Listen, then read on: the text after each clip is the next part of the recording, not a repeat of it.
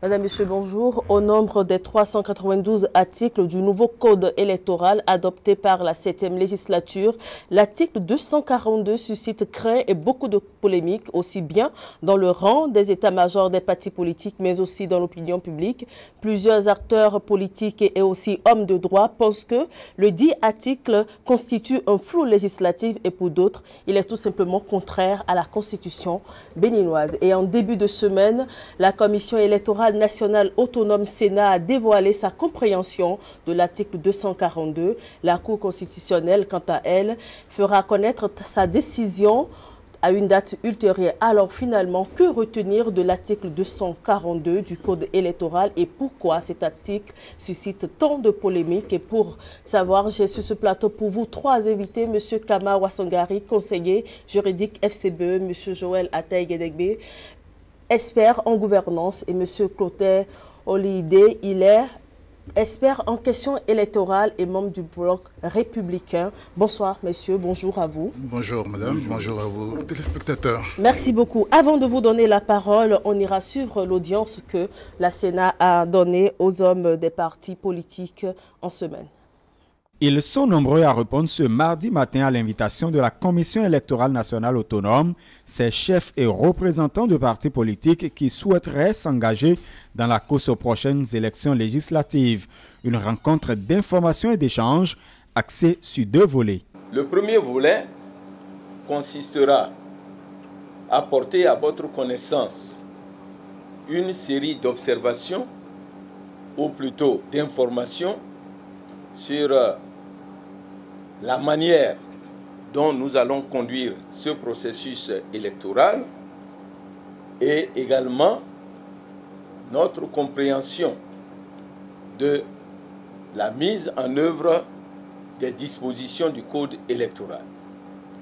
Le second volet consistera à vous donner la parole pour nous faire part de vos observations, de vos suggestions, également de ce que vous attendez de nous pour que les élections législatives de 2019 dans notre pays se déroulent dans de bonnes conditions.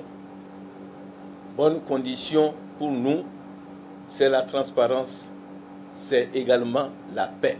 Après les exposés des membres de la Sénat, ce fut le tour des représentants de partis politiques d'exprimer leurs différentes préoccupations. La synthèse des interventions se rapporte à trois principaux points, à savoir difficultés dans l'accomplissement des formalités pour l'obtention du quitus fiscal, difficultés pour l'obtention du certificat de mise en conformité à la charte des partis politiques et problème d'interprétation de l'article 242 du Code électoral. À ces différentes préoccupations majeures, l'institution en charge de l'organisation des élections au Bénin répond et clarifie. C'est vous, en fait, qui devriez vous organiser pour pouvoir obtenir, au-delà de vos querelles politiques, vous pouvez quand même vous organiser pour obtenir ce document-là qui est essentiel dans la déclaration de candidature. La question du quitus fiscal, là encore, ça ne relève pas de la compétence de la Sénat. Mais c'est encore vous qui pouvez vous organiser pour obtenir ce que vous voulez en tant que parti politique. Nous, on ne peut pas trop se mêler de ces démarches. Mais parce que nous sommes des amis, parce que sans vous, il n'y aurait pas de Sénat, nous allons voir dans quelle manière porter cette information-là au niveau du gouvernement, en l'occurrence au niveau du ministère des Finances. Mais cela ne garantit pas du succès de l'opération que nous allons mener. Pourquoi on ne serait pas en droit de vous dire, voilà comment on va calculer le nombre de sièges que vous aurez? C'est la transparence. Et le Code n'a pas dit que la Sénat ne doit pas dire. Nous, on n'interprète pas la loi. Nous l'appliquons. Et nous essayons de comprendre ce qu'elle veut dire. Et c'est sur cette base que nous avons réalisé le document sur l'article 242. Mais notre façon de comprendre les modalités que nous avons exprimées là peut vous faire l'objet d'un avis contraire. Mais malheureusement, ce n'est pas tout le monde qui peut dire ce qu'on a dit là est faux. C'est la Cour constitutionnelle seule qui peut trancher. Il est ainsi demandé aux acteurs politiques de se concerter pour porter leurs différentes préoccupations au gouvernement et autres institutions de la République habilitées à statuer. Et voilà, ma première question s'adresse à vous, M. Joël Ataï-Guédégbé. Dites-moi, pourquoi cet article, l'article 242, pose si tant de problèmes?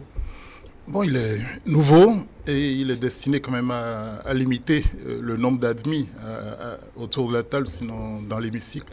Donc forcément, certains ont des raisons de s'inquiéter à bon droit de ce qu'ils pourraient en faire les frais. Évidemment, un seuil de représentativité n'a jamais été accueilli de gaieté de cœur par ceux qui estiment qu'ils ne sont pas parmi les plus gros, les plus puissants. Et fatalement, c'est un peu contre eux qu'a érigé un tel seuil. Il ne faut pas se cacher derrière son petit doigt pour le dire. Au-delà de ça, la question est dans la lisibilité, dans la simplicité de la disposition. Est-ce que, en tant que disposition législative, elle se laisse appréhender, elle se laisse comprendre elle-même? Est-ce que, voilà, justement, est-ce que cet article-là se laisse comprendre aussi facilement? J'en ai bien peur et ça fait partie des inquiétudes que j'ai émises dès la prise de cette loi. Et je n'ai pas été forcément rassuré par les législateurs. Et maintenant, ils sont nombreux. Ils ont des voies de recours qui ne sont pas en ma possession. Il est heureux que la Sénat ait déjà commencé au moins à organiser une forme de dialogue et une forme d'échange, de communication sur la question. Et il est vraiment à saluer que cela ait pu commencer maintenant, même si mieux vaut tard que jamais, parce qu'il ne faudrait pas attendre que nous soyons dans le feu de l'action, que tous les nerfs soient chauffés avant qu'on ne s'avise à s'expliquer, à s'écouter. J'ai même peur, j'ai même l'impression qu'on s'écoute à peine en ce moment. Et donc, l'Assemblée étant toujours en fonction, en mesure de revoir sa copie, et il n'y a pas de honte éventuellement à se réunir entre législateurs pour partager une compréhension avant même de devoir subir la censure de la Cour constitutionnelle. Mais si c'est la voie malicieuse qui est empruntée à travers l'interprétation faite par... Enfin, la Sénat se défend d'interpréter, elle a pris une note. Ça fait partie de ses prérogatives pour dire ce qu'elle comprend de ça. Bon, évidemment, ça peut déjà faire l'objet d'un recours et ça pourrait être ça la voie, mais il me semble que les acteurs politiques ont la faculté ou ont même le devoir de s'efforcer de dialoguer pour stabiliser la compréhension que nous, citoyens, que l'ensemble du corps social devrait avoir de ces dispositions. Mais sur ce plateau, je suppose que les avis ne sont pas forcément les mêmes et nous allons continuer l'échange. On va continuer avec M. Clotaire Olidé. Alors, vous êtes expert en questions électorales et aussi membre du bloc républicain. Alors, est-ce que cet article vous pose problème à votre niveau? Merci beaucoup. Moi, je dirais que cet article, en vérité, ne pose aucun problème. Et qu'est-ce qui se passe? Ni à nous, ni même à ceux qui, aujourd'hui, prétendent que cela leur pose de problème. Moi, je suis convaincu que la compréhension de l'article 242 n'est pas en cause. Ce qui est en cause, c'est ce que j'ai tendance à appeler le déni de démocratie. C'est-à-dire que nos amis, notamment mon frère Kama qui est en face de moi, ils n'intègrent pas encore que le contenu de cet article soit ce qu'il est. C'est en fait à ce niveau que se trouve le problème. Parce que, comme l'a dit tout à l'heure M. Ataï-Guédégbé, le seuil de représentativité n'est jamais accepté de gaieté de cœur par celui qui ne se sent pas assez fort pour l'affronter. Et en fait, c'est là où se trouve tout le problème. C'est-à-dire que nos amis pensent qu'en fixant un seuil de représentativité, on biaise le débat. Mais ce n'est pas vrai. Ce n'est pas vrai. Parce qu'un mode de scrutin, c'est d'abord, un mode de scrutin n'est pas fait pour être appréhendé, compris de tous les électeurs. Est-ce que vous pouvez me dire combien de Béninois sont capables de nous expliquer ce qu'on appelle la règle de la représentation proportionnelle avec la plus forte moyenne. Mais, combien de Béninois sont capables? La loi, elle doit être claire. Je viens, c'est très clair. Je dis combien de Béninois sont capables de l'expliquer. Mais pourtant, c'est avec cette règle-là qu'on élit les députés depuis 1995. Ça n'a pas changé. Et les Béninois ne se sont jamais rebellés. Mais je vous mets au défi, même vous, excusez-moi, c'est pas que de dire avec précision comment on calcule dans le cas de la représentation proportionnelle. N'essayez pas de me mettre au défi sur ce plateau. C'est pour vous dire quoi? Oui, allez-y. C'est pour vous dire que ceux qui ont besoin de comprendre un mode de scrutin, c'est d'abord les principaux protagonistes qui vont aux compétitions, c'est-à-dire les candidats, les partis politiques. C'est l'organe qui est chargé d'appliquer, c'est-à-dire la Sénat, et bien entendu, le juge constitutionnel qui doit trancher les litiges. Le reste, il s'agit que les partis politiques disent à leurs électeurs, votez massivement pour nous. Et vous pensez que les partis politiques ne doivent pas aussi comprendre ce mode de calcul? C'est pourquoi je dis que, de mon point de vue, il n'y a pas un problème de compréhension. Et même s'il y en avait eu au départ, avec ce que la Sénat vient de sortir comme communiqué, il ne devrait plus y en avoir. Le reste, c'est de savoir, est-ce que l'esprit qui a guidé cet article, est-ce que les objectifs poursuivis par cet article sont partagés de tous? Tant que les objectifs ne seront pas partagés, eh bien on ne s'entendra pas sur les modalités. Parce que l'article, ce n'est que l'interprétation de l'objectif qu'on veut atteindre. Et cet objectif, malheureusement, n'est forcément pas celui de nos amis d'en face. Parce que l'objectif de ceux qui ont rédigé, du législateur ici, c'est de faire en sorte que nous n'ayons plus une pléthore de partis politiques. D'où la création des blocs. D'où le regroupement, la création des grands ensembles. Ça dit que moi je souhaite même qu'aujourd'hui qu'on cesse de parler de blocs, parce qu'on a des partis, mais des partis assez représentatifs, des partis assez grands pour aller à une compétition électorale. Si vous permettez, je voudrais vous lire certains extraits d'un ouvrage du professeur Ibrahim Salami et de Madame Gandonou, droit constitutionnel et institutions du Bénin. Bien sûr. C'est également un professeur agrégé de droit, je vous signale, par rapport à la question des modes de scrutin. Il dit ceci: les effets de la représentation proportionnelle sur la représentation. La représentation proportionnelle est plus juste que le scrutin majoritaire, car il reflète le poids effectif de chaque parti. Il favorise aussi la représentation des partis minoritaires et entraîne en conséquence la diversité. Le revers de la médaille est la fragmentation de la représentation qui est source de difficultés à constituer des majorités stables. L'exigence du seuil de représentativité permet de corriger cela. Elle renforce le pouvoir des partis aux dépens de la liberté des électeurs. En effet, ce sont les partis qui confectionnent leurs listes. Du coup, cela limite également la liberté de l'élu. Alors, vous voyez, lorsque vous faites un choix d'un mode de scrutin, c'est forcément pour régler un problème. Ça ne se fait pas en l'air. Je vais plus loin. Il existe une multitude de systèmes électoraux qu'il est possible de combiner pour arriver au résultat voulu. Chacun a ses points forts et ses points faibles, même si les hommes politiques, eux, préfèrent celui qui les fera gagner. Tout est dit. Ça veut dire quoi? Vous ne pouvez pas demander à des hommes politiques de légiférer pour faire plaisir à ceux qui sont en face. Et vous ne pouvez pas leur demander de légiférer en l'air. Ils légifèrent pour régler un problème. Lorsqu'on s'entend sur ça, eh bien, l'objectif est clair. On peut maintenant voir, est-ce que dans la rédaction, est-ce que dans la légistique, comme le disent les experts, il y a des choses à corriger. Mais dans le fond, et après tout ce qui a été dit, et après le communiqué de la Sénat, moi je trouve que l'article 242 ne pose pas de problème de compréhension, mais ça pose un problème d'objectif commun. Et si tant qu'on n'aura pas les mêmes objectifs, on ne s'entendra pas sur les modalités. Alors, M. Kamara Sangari, dites-moi, est-ce que l'article 242 pose un problème de fond ou de forme chez vous, ou les deux? Merci beaucoup. Le simple fait qu'on soit ici prouve à suffisance que l'article 242 a un problème. Et tout à l'heure, j'ai bien écouté mon vis-à-vis. Vous allez vous rendre compte qu'au niveau de l'article 242, ce n'est pas seulement les hommes politiques qui ont dénoncé. Et chose grave, c'est quand moi, en tant que conseiller juridique d'un parti de l'opposition, je suis parfois surpris que ce soit des députés qui sont censés avoir voté cette loi, qui me demandent l'explication même de cet article. Oui, mais comment vous pouvez vous l'expliquer? Parce que quand même, c'est des députés qui ont voté cette loi et c'est ces mêmes députés qui demandent aujourd'hui à des institutions de la place de leur expliquer la loi. Qu'est-ce qui se passe? c'est là où se trouve l'ambiguïté de cet article. Parce qu'eux-mêmes, ils ont voté, mais ils ne savent pas comment interpréter l'article. Ah, mais c'est grave. Justement, c'est grave. C'est pourquoi nous avons saisi la Cour constitutionnelle. Parce que quand vous prenez même l'article, l'alinéa qui pose surtout problème, parce que quand vous prenez l'article, le premier alinéa ne pose pas problème. Pas problème, c'est conforme à l'ancien. Là où ça pose problème, c'est quand on parle des 10%.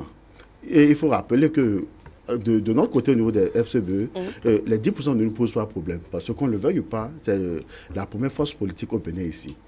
Donc les 10% ne nous posent pas problème. Mais nous ne pouvons pas accepter que par des mécanismes, qu'on puisse mettre des dispositions pour pouvoir écarter un plus grand nombre. Parce que quand vous prenez l'article 240, on parle des 10%, la décision que la Sénat même a sortie, c'est une décision également qui pose problème. Tout à l'heure, on va en venir sur les différents points qu'ils ont pris en compte. Il y a des tirés que nous avons jugés qui ne reflètent pas la compréhension qu'on a de cet article. Donc, c'est pour dire, on ne peut pas avoir un article et vous prenez 3 personnes et 3 personnes vont vous donner une explication différente. Et on ne peut pas attendre que ce soit à la fin du vote qu'on vienne dire l'article 242, voilà ce que ça voulait dire, et c'est en fonction de ça. En sachant dans l'ambiance dans laquelle nous évoluons depuis un certain moment, il faut que tout soit clair, comme on le dit, les règles du jeu doivent être clairement définies avant le match. Et qu'est-ce qui est flou à ce niveau-là, selon vous? Non, quand tout le monde sait comment on peut calculer les 10% sur le plan national, mais quand vous prenez le libellé même de l'article, je n'ai pas extenso les tirés de la Sénat. Vous allez entendre, quand c'est moins de 4 partis, c'est que tous les partis sont éligibles. Quand c'est 4 partis également, les 4 sont éligibles. Quand vous avez au-delà de 4 partis, admettons 6 partis, donc si les 6 partis ont 10%, les 6 partis sont éligibles. Si c'est 3 partis qui ont 10%, c'est qu'on fait un repêchage de 4e. C'est-à-dire on prend le score sur le plan national, on prend celui qui vient en 4e position. Mais la dernière disposition où je posais problème, c'est qu'on dit, si personne n'a 10%, c'est que tout le monde est éligible. L'article n'a pas dit ça. L'article n'a jamais dit si personne n'a 10%, que tout le monde vient à la répartition des sièges. Si on doit prendre la logique qui a suivi du début, ça veut dire que si personne n'a 10%, surtout dans la logique, peut-être on n'a pas eu des partis qui ont eu 10%, donc c'est 4 partis qui viennent à la répartition des sièges. C'est une compréhension qu'on peut en faire. Et on revient à l'ancien système. Non, on revient à la disposition qu'ils ont votée. C'est-à-dire, si aucun des partis n'a pu avoir 10%, c'est-à-dire que c'est 4 partis qui viennent à la répartition des sièges, parce que tant que vous n'avez pas 10%, vous devez racheter pour jusqu'à hauteur de 4 parties. Voilà la compréhension que nous on peut avoir, que moi je peux avoir. Mais quelqu'un d'autre peut avoir une autre compréhension. Et c'est ça qui n'est pas normal quand il y a une loi électorale. Parce que vous voyez, les pays où il y a eu des problèmes, c'est les pays où les gens ont raté leur processus électoral. Donc il faut qu'avant d'aller à une élection, qu'on puisse savoir effectivement, voilà ce que l'article veut dire, voilà comment le calcul peut se faire. Et c'est d'ailleurs pourquoi le président de la Sénat qui a fait une conférence de presse pour expliquer. Et il faut rappeler, c'est suite au rendez-vous pris par les partis de l'opposition qui sont allés rencontrer le président de la Sénat, qui lui ont dit l'article 242 est un article qui pose problème. Quelle compréhension il avait? Ce jour-là, il avait bien dit que ce n'est pas son rôle, ce n'est pas à lui de sortir, mais c'est heureux qu'après qu'il puisse comprendre qu'il avait quand même, il devait quand même dire ce que pense la Sénat de cet article. Et c'est bien déjà qu'il ait pris la décision, mais c'est une décision qui est également qu'on va attaquer devant la Cour constitutionnelle. Et c'est déjà fait même. Donc on attend que la Cour va connaître la décision et on verra le résultat. Voilà, monsieur Joël. Voilà un problème. L'un comprend, l'autre ne comprend pas. Et vous l'avez dit au départ, voilà une loi et voilà un code qui pose problème et personne n'arrive à l'expliquer concrètement. Et vous l'avez dit, il faut que les deux parties s'asseyent et se comprennent, sinon ça va poser problème à la longue. Monsieur Wassangari disait tout à l'heure, est-ce qu'il faut se taire et aller aux élections et constater après qu'est-ce qui va se passer concrètement? Qu'est-ce qui va se faire? Il ne faut pas souhaiter qu'on arrive dans une impasse, dans une cacophonie sans nom. Ce que je n'ai pas entendu de M. Ouassangari, c'est si son mouvement politique ou bien si sa famille politique est d'accord avec l'objectif d'un seuil de représentativité. Il faut qu'on arrive à avancer dans le débat. Bien sûr. Si les grandes familles politiques s'entendent au minimum sur cela, le reste devrait être aisé. Et je ne me souviens pas que, contrairement à ce que M.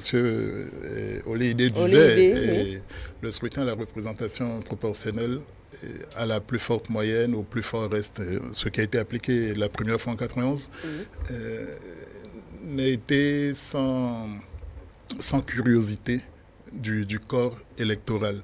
C'est sûr, c'est suffisamment complexe parfois, même pour certains candidats, et pas des moindres, je n'appellerai aucun nom ici, pour dire que ce n'est pas l'affaire du plus grand nombre. Il faut convenir que quand on prend des dispositions aussi compliquées, aussi subtiles que ça, à la veille des élections, c'est-à-dire quasiment, oui, c'est ça, et beaucoup ont le sentiment d'être piégés, de ne pas pouvoir saisir de quoi il s'agit, quand bien même la bonne foi serait de mise.